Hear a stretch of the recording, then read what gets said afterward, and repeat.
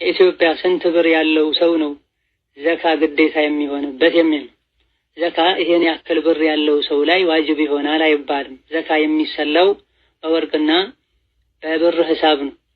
595 ግራም ብር ወይም ደግሞ 85 ግራም ወርቅ መግዛት የሚችል ሳንቲም ያለው ሰው ይህ ሳንቲም ሙሉ በሙሉ የሱ ሆኖ አመት ሙሉ ከተቀመጠ ዘካ ወጅቦበታል። ሳንቲሙ የሀብታምም ይሁን የደሃም ይሁን የህፃንም ይሁን የአዋቂም ይሁን የጤነኛም ይሁን የአእምሮ በሽተኛም ይሁን ገንዘቡ ራሱ ላይ ዘካ አለበት። ዘካ ሊወጣበት ይገባል። በወርቅና ብር ሲባል በራሴ ፍላጎት በራሴ ምርጫ ነው ወይ ከፈለኩኝ በወርቅ ሂሳብ ካልፈለኩኝ በብር ሂሳብ ነው ወይ ማወጣው? ይህ በዕለሞች መሃል ኺላፍ ያለበት ጉዳይ ነው። ራጂሑና የተመረጠው በብር ነው የሚሰላው። አብዛኞቹ ደሊሎች የሚያሳዩትም ይሄን ነው። ለምስኪኖች የሚመቸውና ከዘካ ዓላማ ጋር የሚሄደውም ይሄ ነው።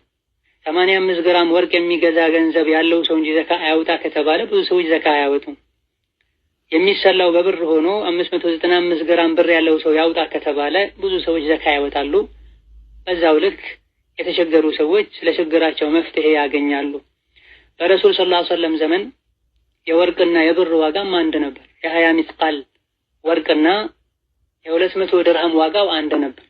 ለዚህ ነው በነቢ ሰለላሁ ዐለይሂ ወሰለም ዘመን እንደዚሁ በደጋግ ቀደምቶች ዘመን በወርቅ በብር እየተባለ እንደ አንድ ተደርጎ በወርቅ ከሆነ 20 ሚስቃል ወይም 85 ግራም በብር ከሆነ ደግሞ 200 ድርሃም ወይም 595 ግራም ተብሎ የታለፈው። ከጊዜ በኋላ ነው የወርቅና የብር ዋጋ የተለያዩ። ወደፊትም ሊቀያየር ይችላል። በዚህ መልኩ ሊቀጥል ይችላል። ለምስኪኖች ይበጃል በተባለው ነው ዘካ የሚወጣው። ዝቅተኛውና ለምስኪኖች የሚበጀው የብር ዋጋ ነው። በብር ስናሰላው 595 ግራም ብር መግዛት የሚችል ገንዘብ ያለው ሰው ዘካ ያወጣል። ስንት ብር ነው መነሻው አናቅም።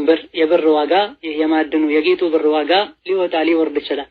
ገንዘባችን አመት ሲሞላው ወደ ወርቅና ብር ገበያ ጎራ በማለት ወይም የሚያውቁ ሰዎችን በመጠየቅ የ595 ግራም ብር ዋጋው ስንት ነው እንላለን። ያለን ብር 595 ግራም ብር የሚገዛ ከሆነና ከዛ በላይ ከሆነ ዘካ ወጅቦበታል። ያለንን ብር ለ40 አካፍለ ነው እናወጣበታለን። ባለንበት ሀገር ገንዘብ ባለንበት ሀገር የብር ዋጋ በጊዜው ዘካ በወጀበበት ወቅት ገንዘባችን ከተቀመጠ አመት በሞላው ወቅት የ595 ግራም ብርን ዋጋ ጠይቀን ይሄን መግዛት የሚችልና ከዛ በላይ ከሆነ ዘካ ወጅቦበታል። ከዛ በታች ከሆነ ዘካ አይወጅብበትም።